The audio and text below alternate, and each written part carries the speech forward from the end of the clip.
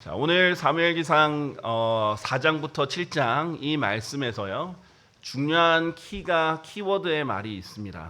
바로 에벤에젤이라는 말입니다. 자, 에벤에젤 흔히 이제 개역 성경에는 에벤에셀이라고 했어요.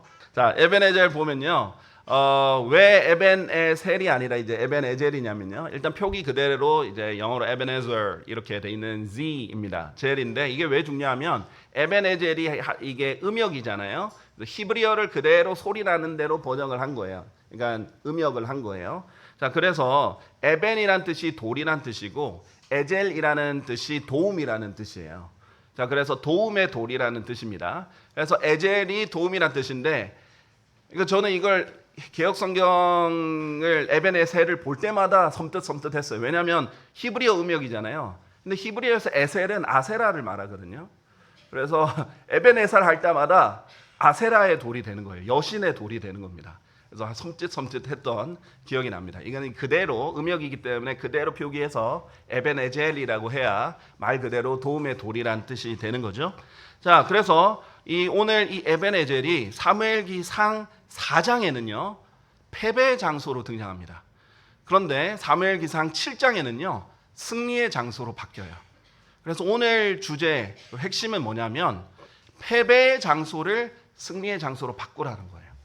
자, 많은 사람들이요 영적 생활을 할 때 패배를 합니다. 너무나 안타깝게도 우리가 영적 전쟁을 할 때 승리를 해야 되는데 현실적으로 봤을 때 패배를 하는 사람들이 많이 있어요. 매일의 전투에서 패배를 하는 거죠. 그런데 자주 패배를 하다 보면 어떤 일이 있는가? 이제 의욕이 상실이 돼요. 사기가 떨어지죠. 군대 용어로 하면. 그럼 사기가 떨어지고 자기가 자꾸 승리를 하려는 의욕이 떨어지고 패배 의식에 젖어들어서 주저앉습니다. 그리고 나는 어차피 안 돼. 나는 이 죄는 이길 수 없어. 나는 승리를 못 하나 봐. 이런 식으로 합리화를 하거나 주저앉거나 패배 의식에 잡히는 경우가 있는데 오늘은 이 완전한 패배의 장소에서 승리의 장소로 바꿀 수 있는 그런 키를 하나님께서 보여주신 열쇠들을 몇 가지 보도록 하겠습니다. 자, 우리가 영적 전쟁을 함에 있어서 패배에 절대 머물러 있으면 안 되죠. 승리로 가져가야 되는데 어떻게 이스라엘은 이 패배 장소를 승리의 장소로 바꿨는지 한번 보도록 하겠습니다. 자, 우선 이 사무엘상 4장 22절에 보면요 이렇게 말을 합니다. 그녀가 말하기를 영광이 이스라엘로부터 떠났도다 하였더라. 이는 하나님의 법궤가 빼앗겼기 때문이라. 자, 이 여인이 마지막으로 죽으면서 홈리와 피네아스가 제사장의 아들들도 전쟁에 참여했는데 죽었단 말이죠. 그래서 아내가 출산을 하는데 이렇게 외치면서 죽어버렸어요. 영광이 이스라엘로부터 떠났도다. 이것을 이카봇이라고 히브리어로 이카봇이라고 합니다. 이 음역이 되어 있죠. 이카봇. 그러니까 영광이 떠났다라는 저주의 이제 표현이에요. 그런 곳에서 이제 승리의 장소, 하나님의 도움의 돌이라는 에벤에젤로 이렇게 변하게 된 겁니다. 자, 그래서 이 이스라엘에게는요 사무엘기상 4장의 이 장면이 역사적으로 정말 치욕적인 장면이에요. 아마 이스라엘 역사상 가장 치욕적인 장면이 몇 개가 있는데 그 중에 이제 손꼽을 만큼 치욕적이에요. 왜? 하나님의 법궤를 빼앗겼거든요. 그냥 전쟁에 질 수는 있어요. 전쟁에 질 때도 여러 번 있었지만은 여기는 하나님의 법궤를 완전히 빼앗겨 버렸어요. 마치 이것과 비견할 수 있는 거는 하나님의 성전이 완전히 파괴됐던 그때랑 이제 비견이 될 만큼 치욕적인 장면이었습니다. 자, 그래서 하나님의 영광이 떠나버린 그런 상태였고요. 그래서 사무엘기상 4장 1절에 보면요, 이때 배경으로 보면 무슨 일이 있었냐면 이스라엘과 필리스타인이 전쟁을 지금 하던 때인데 이때 이스라엘이 전쟁을 하려고 진을 쳤던 곳이 바로 에벤에젤 옆이었어요. 그리고 필리스타인들은 아펙이라는 곳에 진을 쳤습니다. 자, 그런데 어떻게 됐죠? 여기서 패배했어요. 그리고 주의 법궤를 빼앗겼습니다. 그래서 사무엘기상 5장 1절, 다음 장 1절을 보면 그러고 나서 필리스타인들이 하나님의 법궤를 빼앗아 그것을 에벤에젤에서 아슈돗으로 가져갔더라라고 했어요. 언약궤를 빼앗긴 것도 에벤에젤입니다. 전쟁에서 패한 것도 언약궤를 빼앗긴 것도 에벤에젤이고 나중에 사무엘기상 7장에 가면 승리를 한 것도 에벤에젤입니다. 사무엘기상 7장 12절에 보면요. 그때 사무엘이 돌을 취하여 그것을 미즈페와 쉔 사이에 세웠고 그것의 이름을 에벤에젤이라 부르며 말하기를 주께서 여기까지 우리를 도우셨도다 하였더라. 같은 장소인데 완전히 다른 결과가 났죠. 누가 있었고 무엇을 했고 어떤 영향이 있었기 때문에 동일한 장소에서 이렇게 다른 결과가 나올 수 있는지 성경적으로 우리 살펴보도록 하겠습니다. 자, 승리의 열쇠 첫 번째 우리가 기억해야 될 것은요. 모든 일을 포함해서 모든 것은 하나님과의 관계에 달려 있다는 것을 기억해야 됩니다.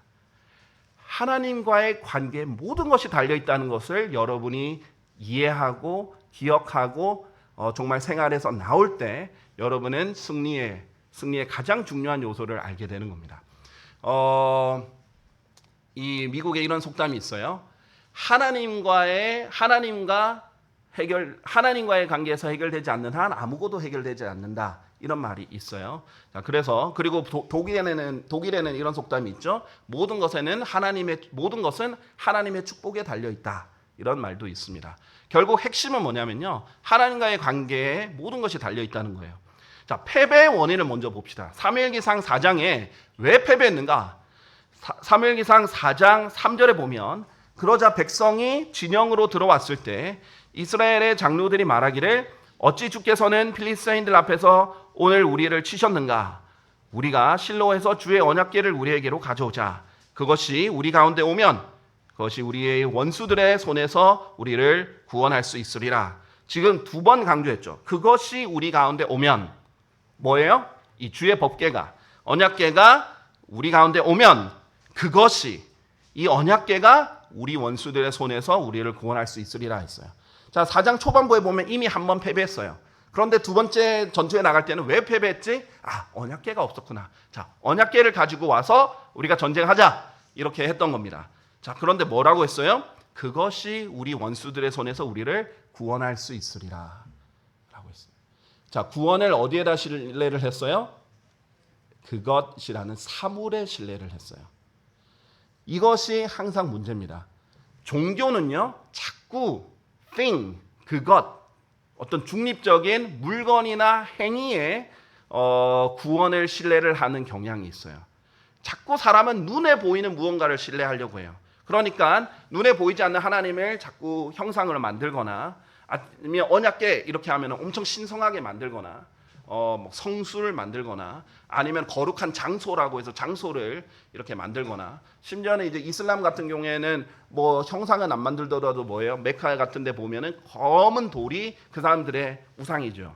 그렇게 하나의 뭐 거룩한 것을 만들거나 거룩한 행위를 통해서 자꾸 구원받으려고 신뢰를 하려고 합니다. 그러나 우리가 이제 알아야 될 것은요. 어떤 것은 절대 우리를 구원할 수 없어요. 어떤 우리의 선한 행위도 우리를 구원할 수 없고요. 성사도 구원할 수 없고요. 그 다음에 전통도 미사도 물침례도 우리를 구원할 수 없습니다. 어떤 기도, 문도 구원을 할 수 있는 것이 아니고요. 어떤 명상도 구원을 할 수 있는 게 아닙니다. 오직 구원은 인격체이신 예수 그리스도께 있는 거예요.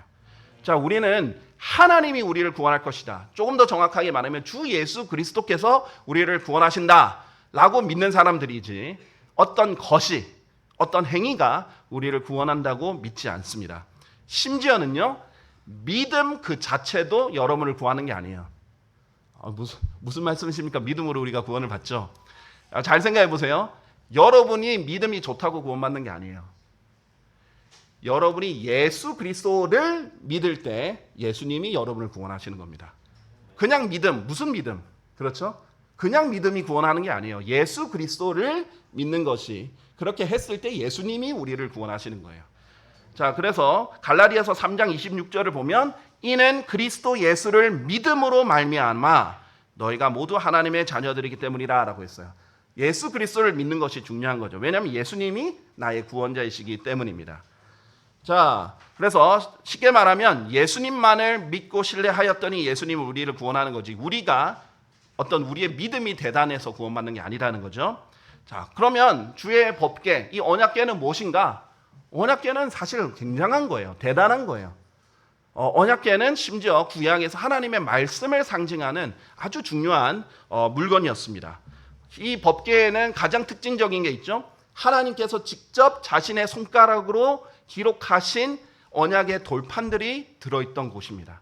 하나님의 말씀을 상징하는 거예요.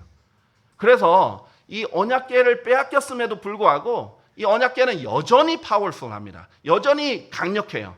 자, 사무엘상 5장 4절 보세요.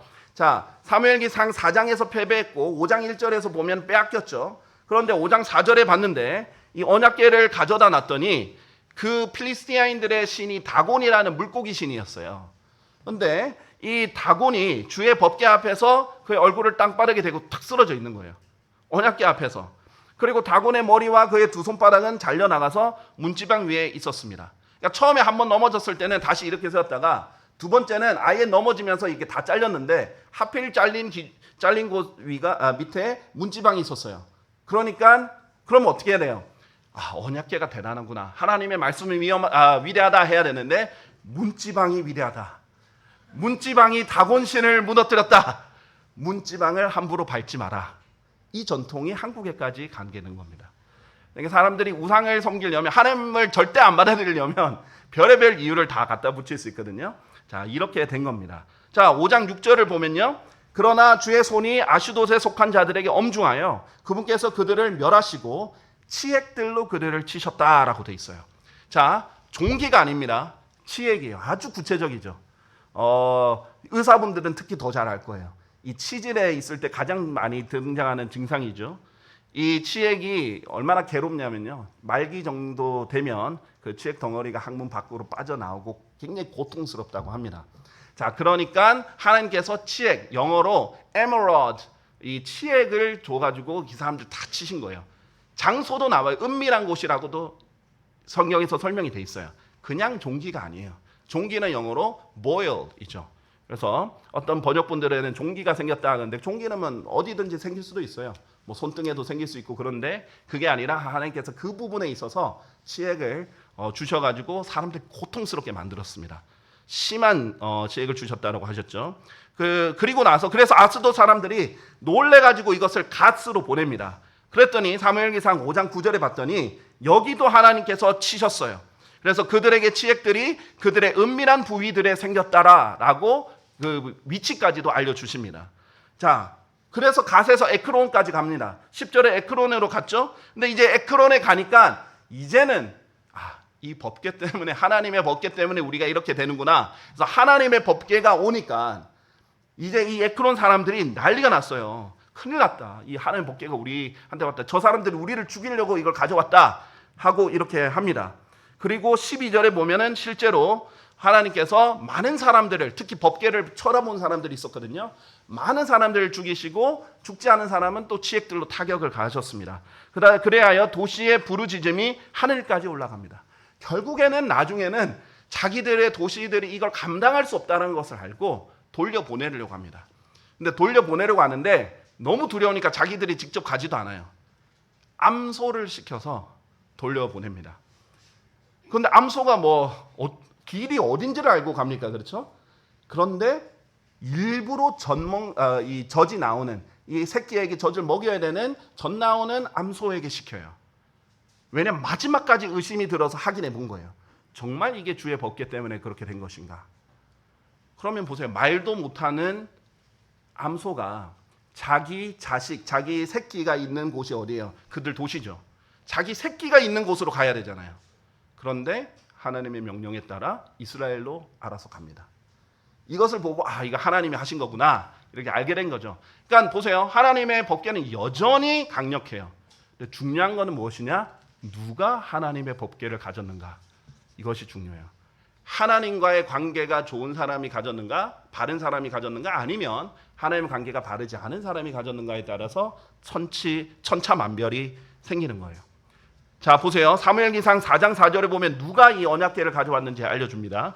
그렇게 하여 백성이 실로로 사람을 보내서 그들이 그룹들 사이에 거하시는 만군의 주의 언약궤를 거기에서 가져오도록 하였더라. 그리고 엘리의 두 아들들, 그 당시 엘리가 이제 재판관이었죠. 그 다음에 그 재판관 미니면서 제사장이었는데 두 아들들인 홈니와 피느하스도 거기 하나님의 언약궤에 함께 있었더라. 언약궤는 원래 이 레위인들이 제사장들이 들어야 되기 때문에 이 두 명이 함께 갔던 겁니다. 근데 엘리는 가지 않았어요. 홈니와 피느하스가 갔어요. 근데 성경에서는 이 홈니와 피느하스를 뭐라고 하시느냐? 사무엘기상 2장 12절에 보면 벨리알의 아들들이라고 돼 있어요. 이때 엘리의 아들들은 벨리알의 아들들이었으니 그들은 주를 알지 아니하였더라라고 돼 있어요. 자, 벨리알이 구약 시대의 사탄의 또 다른 이름이죠. 벨리알의 아들들이라고 사탄의 자식들 이런 느낌입니다. 자, 그런 식으로 굉장히 사악한 사람들을 벨리알의 아들들이다 이렇게 성경에서 말씀하시는데 홈니와 피느하스가 그런 사람이에요. 그리고 지금 제일 물리적으로는 하나님의 말씀과 가장 가까이 있는 사람이에요. 언약궤 옆에 사는 사람이거든요. 그런데 하나님의 말씀을 완전 무시하고 듣지도 않고 하나님의 말씀을 어기는 그런 사람들이었어요. 하나님께 제물을 바치면요, 하나님께 먼저 드려야 되는데 그냥 자기가 가로채버려요. 하나님께 드린 것을 자기가 가로채고 먼저 취해버리고 하나님 제물을 무시해버리는 그런 사람들이었어요. 자, 그래서 하나님께서 이런 홈리와 피느하스가 언약궤를 탁 들고 가면서 언약궤가 우리를 구원할 것이다 이렇게 하니까 하나님은 그냥 비웃어 버리십니다. 하나님은요 절대 속지 않습니다. 우롱당하지도 않습니다. 저희한테 이제 우롱당하지도 않고 조롱당하지도 않으세요. 하나님이 오히려 조롱하려는 사람을 다시 되돌려 버리는 거예요. 그 조롱을 다시 되돌려 버리세요. 자, 하나님은요 언약궤가 왔으니까 내가 무조건 도와줘야지 이런 분 아니에요. 성전이 예루살렘에 있으니까 무조건 예루살렘은 잘 돼야 된다 그런 거 아니에요. 하나님은 기계가 아니고 하나님은 말 못하는 우상이 아니에요. 하나님은 인격체세요. 하나님을 기쁘시게 하는 자를 도우시고 하나님을 멸시하는 자를 멸시하는 분이세요. 근데 하나님은 실컷 멸시해놓고 말 못하는 우상을 갖다 놓고 말 못하는 건물 때문에 아니면은 어떤 물건, 언약궤라는 물건 때문에 무조건 도와주시는 분이 아니라는 거죠. 그래서 성전도 파괴되었어요. 하나님의 이름이 거하는 그 성전도 이스라엘 사람들이 하나님을 제대로 안 섬기니까 파괴시켜 버렸어요. 하나님은 그런 것에 아쉬워하시는 분이 아닙니다. 법궤도 마찬가지예요. 그래서 하나님께서는 단순히 우리에게 좀 더 적용해버리면 그렇죠. 우리는 법궤를 두고 있는 사람들이 아니잖아요. 하나님께서 하나님의 말씀을 어디에 기록하셨어요? 돌판에 기록하신 게 아니라 이제 책의 형태로 여러분에게 주셔서 성경책을 주셨단 말이죠. 자, 그러면 하나님께서는 단순히 바른 성경을 가지고 있다는 것만으로 도와주시지 않습니다. 그리고 바른 성경을 사용한다는 것만으로도 하나님께서 여러분을 구원하지 않습니다. 하나님과의 관계가 제일 중요합니다. 여러분이 하나님의 도우심을 원하시면 에베네젤, 도움의 돌이라고 했죠. 하나님의 도움을 얻으려면 하나님과의 관계가 바로 서야 돼요. 하나님 결코 우롱당하지 않으세요. 네, 하나님의 관계가 올바른 상태에서 바른 관계에 있는 사람이 사용을 해야 그 어마어마한 능력이 발휘가 됩니다. 근데 하나님의 말씀 믿지도 않고 하나님의 말씀을 거부하고 하나님의 말씀을 불순종하고 그 사람의 의도와 마음과 태도를 다 아시는 분이 무조건 그냥 기계처럼 알라딘 램프의 지니처럼 무조건 들어주시는 분이 아니라는 거죠. 자, 우리도 킹제임스 성경을 사용한다. 이 슬로건은요, 하나님과의 관계가 바르지 않는다면 아무 의미가 없습니다. 다시 물어볼 수 있어요. 킹제임스 성경 사용한다. 그 성경을 믿으십니까? 그 성경이 하나님의 영광을 받은 성경이라는 거 믿으십니까? 하나님께서 한 단어도 빼지 말라고 했는데 한 단어 다 소중하다는 거 믿으십니까? 근데 헬라어와 히브리어와 이렇게 해서 킹제임스 성경을 고치고 그래놓고 킹제임스 성경 사용한다 이러면 하나님 안 속으세요. 그런 것에 안 속으신다는 거예요. 하나님 그 마음의 중심을 보시는데 그 사람 정말 이 성경을 존중하고 믿고 그걸 그렇게 하는지 아닌지를 아신다는 겁니다. 그래서 어떤 무엇을 가졌다 그 물건이 여러분에게 승리를 보장해 주거나 도움을 보장해 주는 게 절대 아니라 하나님과의 개인적인 관계라는 겁니다. 자, 그래서 이 첫 번째 열쇠에 좀 더 집중해서 보면요. 두 번째 열쇠로 집중해서 보면요. 패배에서 승리로 전환하는 열쇠는 주께 마음을 다하여 되돌아오는 것입니다. 자, 사무엘기상 7장 3절이에요. 그런즉 사무엘이 이스라엘 집 전체에 일러 말하기를 만일 너희가 주께 너희의 마음을 다하여 되돌아온다면 그때는 너희 가운데로부터 타국 신들과 아주타롯을 치워버리고 너희 마음을 주께 예비하며 그분만을 섬기라. 그리하면 그분께서 너희를 필리스타인들의 손에서 구출하시리라 라고 하셨습니다. 자, 지금 4장과 7장의 가장 큰 차이점 중에 하나가 뭐냐면 리더가 바뀌었어요. 4장은 홈리와 피나스죠. 7장은 사무엘입니다. 사무엘은 근데 하나님과의 관계가 바른 사람이죠. 그 사무엘이 준 첫 번째 솔루션이 그거예요. 이 사람들은 우상들을 세워놓고 하나님께 나아가니까 안 받아들여진다 이거예요. 그러니까 먼저 너희 마음을 다하여 되돌아와라. 그리고 너희의 신들을 치워버리라. 그때는 너희 가운데로부터 타국 신들과 아슈타로를 치워버려라. 이렇게 말씀을 하십니다. 지금 이스라엘 국가의 존폐, 백성의 생사가 달린 순간인데요. 사무엘의 처방은요, 어떤 군대를 강화시키거나 어떤 물리적인 처방을 한 게 아니에요. 제일 중요한 건 영적인 처방이죠. 하나님과의 관계를 돌이키려 하는 거예요. 자, 이 진리를 모르는 사람이 너무 많아요. 마치 미국이 지금 뭐 잘 되는 것은 군사력이 강하기 때문이라고 착각하는 경우가 있어요. 그렇기 때문에 러시아나 중국이 군사력이 강하면 무조건 그들이 또 잘 될 거다 이렇게 생각하는 사람도 있어요. 물리적인 군대로 이기는 것이 아니에요. 하나님께서 미국을 치기를 원하시면 중국을 사용해서 치실 수도 있어요. 반대로 하나님이 중국을 치기를 원하시면 하나님이 뭐 베트남 같은 작은 나라를 통해서도 중국을 치실 수 있어요. 그것은 하나님이 누구를 치기로 결정했느냐에 따라 이스라엘이라는 하나님의 백성도 바빌론이나 아시리아를 이용해서 치실 수도 있는 겁니다. 자, 그래서 하나님께 다 달려 있는 거예요. 그래서 많은 사람들이 이것을 모르기 때문에 하나님과의 관계를 바로잡으려고 안 해요. 그래서 하나님과의 관계가 바르지 않는다면 아무것도 바로잡히지 않아요. 여러분 인생을 한번 잘 들여보세요. 여러분의 사업, 가정 이런 모든 것에 있어서 사실 여러분이 열심히 아무리 밤을 새고 일을 해도 하나님과의 관계가 바로잡히지 않으면요, 결국은 꼬이게 됩니다. 결국은 잘 안 되게 돼요. 하나님께서 도와주실 수가 없어요. 일부러라도 안 도와주십니다. 하나님과의 관계가 바르지 않는데 그냥 자기 인간의 노력으로 잘 되면 잘 될수록 하나님께 돌이킬 이유를 못 느껴요.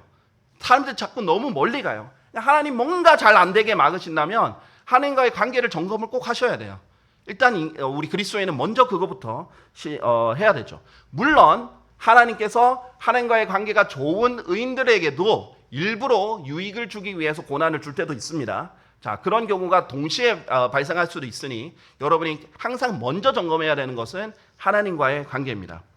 그래서 하나님께서 이 문제를 내게 일부러 가져오셨고 또 해결하실 수도 있는 분이 하나님이라는 걸 믿어야 돼요. 여러분의 재정적인 문제도, 여러분의 가정 문제도, 여러분 모든 문제도 하나님의 도움을 원하시면 하나님과의 관계가 먼저다라는 것입니다. 자, 두 번째로 보시면 사무엘기상 7장 9절에 보시면요. 사무엘이 그러면 이 리더가 바뀌었고 이제 회개를 요구를 했고, 자, 그다음에 세 번째로 보시면 그 다음 조치가 이겁니다. 9절. 그러자 사무엘이 젖 먹는 어린 양 한 마리를 가져와서 그것을 번제물로 주께 통째로 바쳤더라. 그런 다음에 사무엘이 이스라엘을 위하여 주께 부르짖었더라. 그러자 주께서 그의 말을 들으셨더라라고 되어 있습니다. 자, 먼저 여기서 중요한 것은요, 사무엘이 하나님께 기도 드릴 때 자기 기도를 드려달라고 뭐부터 먼저 해요? 어린 양 한 마리를 가져와서 번제물로 통째로 드리죠. 이 어린 양이 지금 우리 교회 시대의 예수 그리스도의 예표란 말이죠. 그래서 우리는 하나님께 다가갈 때 누구의 공로로 다가갈 수 있냐면 예수님의 공로로 다가가는 거예요. 자, 여러분이 패배했어요. 여러분이 죄를 지었어요. 그러면 어떻게 해야 되느냐? 예수님의 공로로 여러분의 죄들을 자백하고 용서받고 이 관계가 다시 개선이 되어서 다시 하나님께 나아갈 수 있는 겁니다. 자, 여러분 중에 내가 너무 하나님께 신실하지 못했어, 내가 하나님께 감히 못 다가가겠어, 이렇게 하시는 분이 있다면 결코 그렇게 생각하지 마시고, 여러분이 잘나서 하나님이 여러분과 교제해 주시는 거 절대 아닙니다. 여러분이 예수 그리스도의 안에 있기 때문에 교제 주시는 거예요. 여러분의 관계를 회복시키는 것도 근거가 있습니다. 예수님이 흘려주신 피 덕분에, 그 보혈 덕분에 우리가 관계가 개선이 되고 회복이 될 수 있는 거예요. 적극적으로 활용하라 이거예요. 그냥 주저앉아 있어서 나는 안 돼 하고 있지 말고 하나님께서 주신 그 보혈을 가지고 적극적으로 이용을 해서 하나님께 다시 나아가서 관계를 회복해야 됩니다. 그러면 그 기도를 들어주신다라는 겁니다. 그래서 우리의 특권, 하나님께 직접 기도를 하는데 예수 그리스도의 이름으로, 또 예수 그리스도의 보혈을 의지해서 오직 예수 그리스도의 공로만으로 여러분이 직접 얘기할 수 있다는 겁니다. 자, 다음 보시면요. 다음의 키워드는 이거예요. 하나님께서는 이제 여러 사람의 기도보다 더 중요한 게 한 사람이라도 하나님과 제대로 된 관계가 있는 사람이 기도하는 게 중요하다는 거예요. 한 사람의 기도를 들으셨다는 겁니다. 많은 사람, 숫자가 중요한 게 아니라 한 사람이라도 바른 사람이 중요한 거예요. 사무엘기상 7장 7절에서 9절을 보시면요. 그러자 이스라엘 자녀들이 미즈페에 함께 모였다는 것을 필리스타인들이 들었을 때 필리스타인들의 구주들이 이스라엘을 대적하여 올라갔더라. 이에 이스라엘 자녀들이 그것을 듣자 그들이 필리스타인들을 무서워하였더라. 이미 여러 번의 패배의 경험도 있는 데다가 자기들이 모여 있는데 이제 회개하려고 모였는데 갑자기 군대가 쳐들어오는 거예요. 그러니까 무서워하죠. 패배의 경험은 있으니까. 자, 그럴 때 8절 이스라엘 자녀들이 사무엘에게 이렇게 말합니다. 주 우리 하나님께서 우리를 필리스타인들의 손에서 우리가 구원하시도록 저희를 그분께 부르시는 것을 중단하지 마소서라고 돼 있습니다. 자, 그리고 7장 9절에 가시면 이렇게 얘기를 하죠. 그러자 사무엘이 젖먹는 어린 양 한 마리를 가져와서 그것을 번제물로 주께 통째로 바쳤더라. 그런 다음에 사무엘이 이스라엘을 위하여 주께 부르짖었더라. 그러자 주께서 그의 말을 들으셨더라. 자, 아까 어린 양의 공로가 중요하다고 했고요. 누가 이제 하느냐, 하나님과 기도하느냐, 이것이 중요한데 숫자가 중요한 게 아니라는 거죠. 지금 수십만 명이 있는 이스라엘 사람들이 부르짖는 것이 중요한 게 아니에요. 왜냐하면 이스라엘 사람들은 알아요. 자기들이 부르짖어도 하나님이 안 들어주실 거라는 거. 근데 사무엘이 부르짖으면 들어줄 거라는 것을 압니다. 심지어 이때는 언약궤를 가지고 나오지도 않은 상태예요.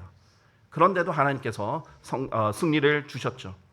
4장에는 언약궤가 있어도 패배했지만 홈리와 피나스가 있었죠. 7장에는 언약궤가 없는데도 사무엘의 기도로 승리했어요. 차이가 뭐냐면 하나님의 말씀을 존중하는 사무엘이 있었다라는 거예요. 자, 그래서 사무엘은 하나님의 말씀을 듣는 예언자였고 하나님의 말씀을 선포하는 예언자였고 하나님께서 구할 것이라는 것도 믿었고 이스라엘을 회개하게 만든 장본이기도 했죠. 그래서 사무엘의 특징을 사무엘상 3장 17절에서 18절을 가서 보시면 이 특징을 이렇게 말합니다. 17절에서 19절까지 볼게요. 그러자 그가 말하기를 주께서 너에게 말씀하신 것이 무엇이냐? 내가 너에게 간구하노니 그것을 나에게서 숨기지 말라.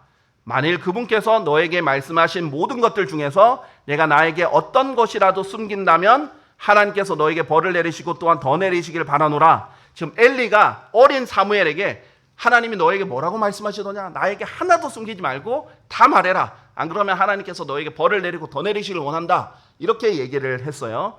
그랬더니 18절에 이에 사무엘이 어릴 때부터 사무엘의 특징입니다. 아주 작은 것도 하나하나 모두 그에게 알렸고 그에게 아무것도 숨기지 아니하였더라. 그러자 그가 말하기를 그분은 주시로다. 그분께서 자신이 보기에 좋은 것을 행하시리라 하였더라. 19절에 이렇게 말합니다. 이후에 사무엘이 자랐고 주께서 그와 함께 계셨으니 그분의 말씀들이 하나도 땅바닥에 떨어지지 아니하게 하셨더라. 하나님께서 모세와 사무엘 같은 사람들을 썼을 때 공통된 특징이 있어요. 작은 것 하나도 소홀히 여기지 않고 하나님께서 말씀하시면 그대로 하였더라. 그대로 행하였더라. 이것이 특징이에요. 사무엘은요 어릴 때부터 배웠어요. 특히 어머니 한나의 영향이 컸겠죠. 아주 작은 것도 하나하나 다 모두 하나님의 말씀이 있는 그대로 전했던 거예요. 그게 하나님의 말씀을 전하는 예언자의 가장 중요한 덕목이거든요. 하나님이 말씀하시면 내 말을 섞어서 말하는 것도 아니고 내 말을 더해서 말하는 것도 아니고 그대로 말하는 것. 그것이 매우 중요한 거거든요. 사무엘은 그런 사람이었다라는 거예요. 하나님께서 그랬어요. 나를 존중하는 사람 내가 존중하겠고 나를 멸시하는 자를 내가 멸시하겠다라고 했어요. 하나님을 실질적으로 존중하는 게 뭐예요? 말만 하나님 존중합니다. 눈에 보이지 않아요. 하나님이 막 나한테 뭘 하지도 않았어요. 그런데 말만 하는 건 하나님이 존중하는 것을 보지 않죠. 그 테스트하는 방법이 있어요. 눈에 보이고 실질적으로 어떻게 하느냐로 보는 거예요. 그래서 눈에 보이는 아버지 어머니한테도 정말 하나님이 주신 권위로 보고 잘하느냐. 눈에 보이는 자기 아내를 하나님의 명령에 따라 정말 예수님께서 자기 신부인 교회를 사랑하셨듯이 사랑하느냐. 정말 하나님의 말씀대로 실질적으로 실행하느냐 안 하느냐로 하나님 진짜 존중 안 하느냐를 하느냐 안 하느냐를 보는 거예요. 왜냐하면 하나님 눈에 안 보이니까 지금 뭐 이렇게 뭐 불편한 게 있거나 뭐 어려운 상황이 있거나 했을 때 직접 뭐 이렇게 누가 다른 사람들이 보이게 뭐 대화를 하는 게 아니잖아요. 그런데 여러분에게 주신 아내는 달라요. 여러분에게 주신 남편은 달라요. 남편이랑 아내랑 24시간 같이 있으면서 어려운 부분도 있고 의견이 충돌이 될 때도 있고 그런 부분이 있을 거 아니에요. 그럼에도 불구하고 마음에 안 드는 부분도 있을 거 아니에요. 그럼에도 불구하고 아내는 남편에게 복종하는가? 남편은 아내를 사랑하는가? 사랑, 친절해야 되죠. 오래 참아야 되죠. 친절해야 되죠.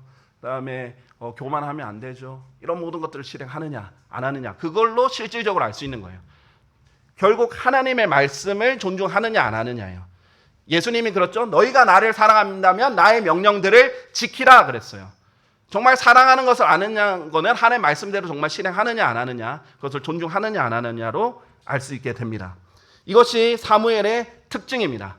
자, 사무엘기상 8장 10절 한번 보세요. 사무엘이 백성에게 주의 모든 말씀을 다 일렀다라고 얘기를 합니다. 8장 10절에 보면요. 그러자 그에게 왕을 구한 백성에게 사무엘이 주의 모든 말씀을 알렸더라. 하나님의 모든 말씀을 알렸다는 거죠. 사도 바울의 특징도 이랬습니다. 사도행전 20장 27절에 보면 사도 바울도 그런 사람이었어요. 이 사도 바울이 스스로 20장 27절에 이렇게 얘기를 하는데요. 뭐라고 얘기를 하냐면요. 이는 내가 너희에게 하나님의 모든 계획을 선언하는 것을 꺼리지 아니하였기 때문이라 라고 했어요. 자, 하나님이 말하라고 하는 건 모두 다 말하고 하나님이 알게 해주신 건 다 전달하는 그런 사람을 하나님이 존중하신다라는 거예요. 자, 그런데 이스라엘만 놓고 보면 구해줄 이유가 없어요. 하나님께서 이스라엘을 구해줄 이유가 전혀 없는데 사무엘을 보면은 구해줄 이유가 있는 겁니다. 자, 그리고 모세 때 광야의 출애굽기에 보면 이스라엘만 보면 하나님께서 이스라엘 다 쓸어버리시려고 했어요. 왜냐하면 특히 모세가 이 돌판을 받아오는 그 40일 동안 어떤 일이 그걸 못 참고 어떤 일이 일었어요? 우상을 섬기고 있었죠. 황금 송아지에 벌거벗고 춤추고 노래하고 그렇게 놀고 있었단 말이에요. 하나님이 싫어하는 그런 일을 하고 있으니까 하나님께서 내가 다 쓸어버리고 모세 너로 내가 다시 위대한 민족을 만들겠다 그랬어요. 근데 모세가 그때 자기의 혼을 걸고 막았습니다. 차라리 하나님 제가 차라리 저주를 받더라도 제발 차라리 저를 생명의 책에 이름을 지어주소서. 그거 엄청난 거예요. 차라리 그냥 저 목숨을 빼앗아 가십시오. 이거는 우리가 영혼을 아는 사람이면 그냥 육체의 이제 목숨일 뿐이라는 걸 아는데 생명의 책에 이름이 지어진다는 거는요. 우리 그 결과를 알잖아요. 요한계시록 20장에 보면 생명의 책에 이름이 기록되지 않은 사람 다 불의 호수로 던져지잖아요. 그 영원한 그 불의 형벌을 자기가 차라리 받더라도 이 사람들만은 살려달라고 구한 거예요. 모세 같은 중보자가 없었으면 이스라엘은 그 당시에 광야에서 다 죽었습니다. 그래서 모세의 기도는 들어주셨어요. 그만큼 하나님이 엄청난 진노가 있었는데 모세가 해서 살려주신 거예요. 사무엘도 마찬가지예요. 하나님이 사무엘 때문에 들어주신 겁니다. 자, 그런데 우리에게는 모세와 사무엘보다 더 위대한 사람이 있습니다. 예수 그리스도예요. 우리가 하나님께 의탁할 수 있는 가장 큰 것은요. 우리가 잘나서가 절대 아닙니다. 우리가 선한 행위를 해서도 절대 아니에요. 우리가 믿음이 좋아서도 절대 아니에요. 우리만 보면 하나님은 보기 좋은 것이 별로 없을 거예요. 거의 아무것도 없을지는 몰라요. 그런데 예수 그리스도 때문에 그러시는 거예요. 그래서 예수 그리스도의 이름으로 모인 곳이 복된 거예요. 예수님 거기 함께 계시거든요. 하나님께서 복을 주시겠어요? 안 주시겠어요? 당연히 주시죠. 우리가 예수 그리스도의 이름으로 예수 그리스도의 보혈을 의지해서 또 예수 그리스도의 복음을 전하고 이 모든 것이 하나님 보시기에 너무 좋아 보이는 거예요.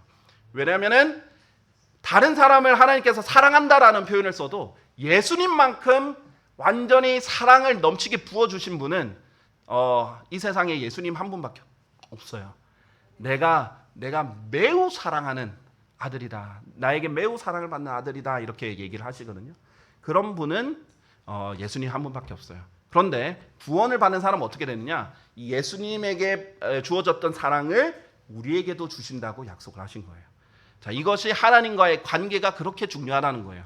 왜냐하면 구원받지 않은 사람은 요한복음 3장 36절에 뭐라고 돼 있어요? 하나님의 진노가 그 사람 위에 거기에 거하는 거예요. 그런데 구원받은 사람은 하나님의 사랑이 그 사람 안에 거하는 거예요. 관계가 중요한 거예요. 자, 그래서 구원받은 사람도 여러분이 그리스도인으로서 이 세상에서 가장 중요한 게 뭔지 아십니까? 하나님과의 관계예요. 하나님과의 교제가 이 세상에서 가장 중요한 거예요. 심지어 그것은 여러분이 구령하는 것보다도 더 중요합니다. 심지어 그것은 여러분이 하나님 안에서 할 수 있는 정말 훌륭한 일들보다도 제일 먼저 중요되는 게 하나님과의 관계예요. 하나님과의 관계가 바로 잡히면 다른 모든 것이 순서대로 바로 잡힙니다.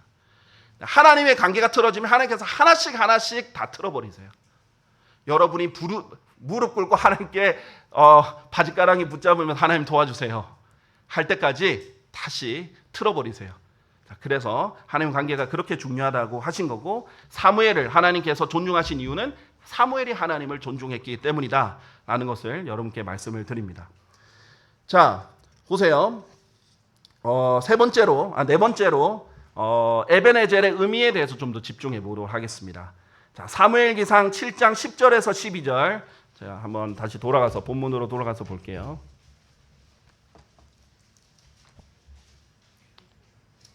사무엘기상 7장 10절에서 12절 본문으로 돌아가면요, 이렇게 되어 있습니다. 그리고 사무엘이 번제물을 올려 바치는 동안 필리스티인들이 이스라엘을 대적하여 전투하기 위해 가까이 다가왔더라.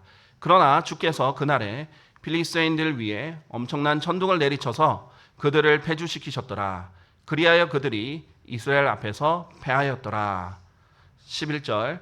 그러자 이스라엘 남자들이 미즈페에서 나가 필리스티인들을 추격하였으며 그들이 벳칼 아래에 이를 때까지 그들을 쳤더라. 12절. 그때 사무엘이 돌을 취하여 그것을 미즈페와 셴 사이에 세웠고 그것의 이름을 에벤 에젤이라 부르며 말하기를 주께서 여기까지 우리를 도우셨도다 하였더라. 자, 여러분, 이 아까 에벤에젤의 뜻이 도움의 돌이라고 했죠. 자, 이게 무슨 말이에요? 하나님께서 여기까지 우리를 도우셨도다라고 표시를 한 거예요. 자, 여러분 인생에 있어서 이런 에벤에젤들이 많으면 많을수록 좋습니다. 자, 여러분에게 어떤 실제로 돌을 갖다 놓으라 이런 건 아니고요. 자, 여러분의 간증, 인생의 간증에서 하나님이 도우셨다라는 명확한 간증이 남는 순간들이 많으면 많을수록 좋습니다. 가능하면 기록에 남겨두셔도 좋습니다. 여러분이 상기할 수 있도록, 잊지 않도록. 지금 사무엘이 한 것은 뭐냐면요, 승리를 딱 쟁취하자마자 영광을 자기에게 돌린 게 아니에요. 나 때문에 이겼잖아 이런 게 절대 아니에요. 하나님이 도우셨다 이거예요. 하나님께 영광을 돌리는 거예요. 그리고 하나님의 도우심을 잊지 않는 겁니다. 감사를 드리는 거예요. 여러분 인생에서도 너무 중요한 게 뭐냐면요, 기도하는 것만 중요한 게 아니에요. 기도하고, 당연히 기도한다는 건 하나님을 의지해야 돼요. 말만 해놓고 까먹으라는 게 아니에요. 기도하고 의지하고 하나님이 해주실 수 있다. 하나님 뜻이면 도와주실 수 있다. 간절히 기도했는데 하나님이 도와주셔서 승리하게 해주셨어요. 그러면 절대 잊지 말고 감사합니다. 하나님께 영광을 돌리고 감사를 드리고 찬양을 드려야 돼요. 많은 사람들이 단물만 쏙 빼먹고 버려버려요. 하나님께 기도한 것도 까먹고 잘 되면은 자기 자랑하고 있어요. 다른 사람들 내가 이렇게 했는데 이렇게 됐다. 이렇게 자랑하고 있어요. 하나님 다음에 도와주시고 싶으시겠어요? 안 도와주고 싶죠. 하나님 생각해 보세요. 하나님은 인격체세요. 여러분이라면 그런 사람 도와주고 싶으시겠어요? 아니잖아요. 하나님도 감정이 있으신 분이에요. 살아 계신 분이에요. 하나님께 영광을 돌려야 돼요. 마태복음 17장 12절에서 18절 보면 문둥병자 나병 환자들이 나오잖아요. 그렇죠? 이 나병 환자 10명이 예수님께 나아가서 고쳐달라고 했어요. 그랬더니 예수님께서 그래 그러면 제사장에 가서 너희 몸을 보여라. 그래서 돌아가는 동안 치유가 된 거예요. 근데 누구만 돌아왔어요? 한 명만 돌아갔어요. 한 명만 돌아가서 감사하다고 하나님께 그랬습니다. 이게 현실이에요. 단순히 성경에 있는 비유를 보면요, 열의 한 명만, 열의 아홉은 감사를 잊어버려요. 여러분 오늘 집에 가서 곰곰이 한번 생각해 보십시오. 내가 얼마나 많이 하나님께서 도와주셨는데 내가 하나님께 감사드리는 것을 잊어버렸는가? 내가 하나님께 얼마나 영광을 다시 돌려드리는 것을 내가 소홀히 했는가? 자, 특히 이 사무엘은 에베네젤이라는 것을 이 국가적으로 이스라엘 전체에게 선언을 했어요. 간증이라는 것은 이런 겁니다. 자기가 잘난 것을 싹 빼고 하나님이 이렇게 도와주셔서 했다는 것을 이제 적극적으로 하나님께 영광을 돌리는 것을 간증이라고 하죠. 그렇죠? 자, 그러면 어떤 형태로든 뭐 글의 형태든 어떤 형태든 하나님께 영광을 돌리고 싶어 하시면 됩니다.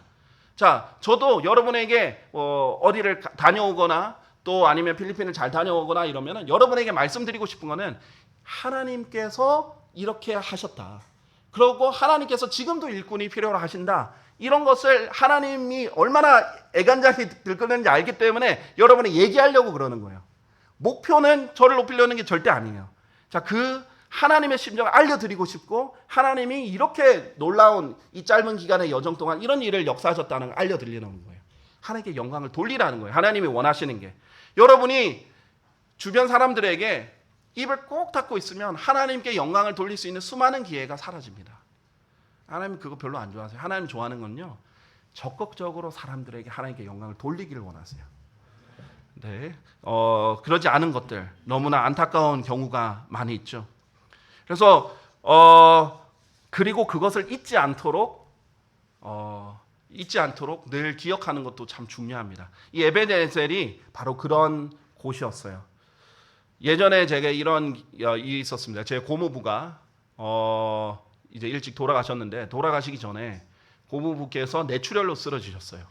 근데 뇌출혈로 이제 쓰러지시니까 이제 거의 식물인간 상태가 되시더라고요. 아무것도 못하고 말도 못하고 눈도 못 뜨시고 가끔씩 이제 반응만 좀 했어요. 완전한 식물인간까지는 아니셨던 것 같아요. 근데 반응도 그냥 몸을 찔끔찔끔 움직이시는 정도였지 그냥 아무 말도 못하고 병상에 일어서지도 못하고 누워만 계셨어요. 그때 이제 고모가 저에게 전화해가지고 울면서 얘기하시길래 제가 고모부가 예수님 안 믿는 걸 알거든요. 그래서 당장 내가 내려가겠다고 고모한테 일단 어떻게 하라는 것, 그래도 혹시 아직 의식이 있을 수 있으니까 청력이 제일 마지막까지 살아 있으니까 그래도 이렇게 해보시라고 말씀드리고 부산으로 내려갔어요. 내려가서 진짜 기도하면서 그 내려가는 KTX 열차에서 한 몇 시간 동안 계속 기도만 했던 것 같아요. 하나님께 계속 간절히 부탁했죠. 제발 고모부가 지옥에 가지 않도록 마지막으로 한 번만 기회 주시라고. 그렇게 해서 내려가서 병원에 갔는데 거기서 이제 고모부를 만났는데 진짜 비참하더라고요. 이제 뭐 뇌출혈뿐만 아니라 여러 군데 문제가 있어서 온몸도 불어 터지고 눈도 이제 완전히 물에 가득 차가지고 이렇게 땡땡 부어 있으시고 뭐 여러 안 좋은 모습이 있었는데 제가 갔을 때도 여전히 그냥 누워만 계시고 반응이 없었어요. 그런데 제가 하나님께 제발 기적을 구했어요. 저는 기적을 일으키는 사람이 아니에요. 사도 시대들처럼 그런 사람은 아니지만 하나님은 여전히 기적을 베푸실 수 있잖아요. 하나님의 뜻이면 가능하단 말이에요. 그것을 믿고 기도했어요. 제발 고모부가 복음을 들을 수 있게 해달라고. 그래서 제가 누구한테 전해 들은 게 있어요. 이렇게 이 의식이 있으면 말을 하다가 눈을 깜빡거릴 수도 있다. 이런 얘기를 어디에서 들어가지고 그러면 뭐 눈을 깜빡거리는지 막 보면서 이렇게 삼촌의 이제 고모부의 이 팔을 이렇게 주무르면서 계속 얘기를 했어요. 복음 얘기를 기회를 했어요. 그런데 반응이 없으세요. 그래서 1시간 동안 계속 했어요. 그런데 갑자기 제가 이 팔을 안마하다가 이제 손을 안마하고 있었는데요. 제 손을 꽉 잡는 거예요. 뭐지? 해가지고 고모부 혹시 들리시면 2번 제 손을 꽉 잡아주세요. 2번을 꽉꽉 잡으시는 거예요. 거기 있는 가족들도 그 의사 선생님을 환자도 다 봤어요. 그 간호사도. 그래서 제가 일부러 거기서 복음을 하나씩 또박또박 차분차분 드렸어요. 그래서 한 문장이 끝날 때마다 동의하시면은 2번 이렇게 잡으시라고. 그때마다 꽉꽉 잡으시는 거예요.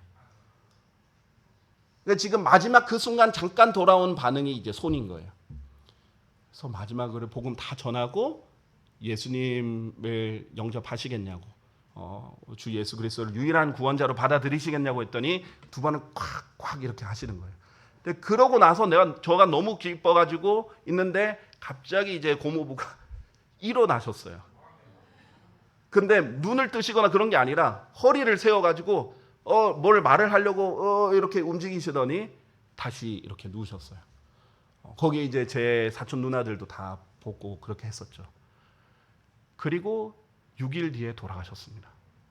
진짜 하나님이 크나큰 은혜를 베푸셔서 그 순간 잠시 말은 못해도 이것을 이제 정신이 들게 해주신 거예요. 그리고 저는 그때 뭐 당연히 사역자도 아니었죠. 뭐 목회자도 아니었는데 그 간증 때문에 고모가 다른 목사들 오지 말라고 하고 저보고 장례식에 와서 설교해 달라고 그랬어요.